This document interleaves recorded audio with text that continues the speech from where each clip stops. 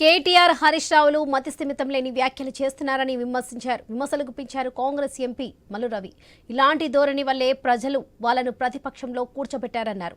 అధికారం కోల్పోయిన బీఆర్ఎస్ నేతలకు తెలివి రాదని ఆగ్రహం వ్యక్తం చేశారు మల్లు రవి. సీఎం డిప్యూటీ సీఎంలపై ఇష్టారీతన వ్యాఖ్యలు చేస్తే చూస్తూ ఊరుకోబోమని హెచ్చరించారు.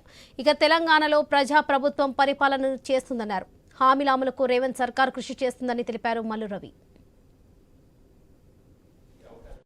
కేటీఆర్ గారు BRS party working president, MLA, మాజీ మంత్రి మాట్లాడుతూ కేసీఆర్ స్థాయి వేరు, ఆయన స్థాయికి కాంగ్రెస్ నేతలు సరిపోరు, కాంగ్రెస్ వారు మాట్లాడే పిచ్చి మాటలు, పనికిమాలిన మాటలు వినకూడదనేది ఆయన ఆలోచన.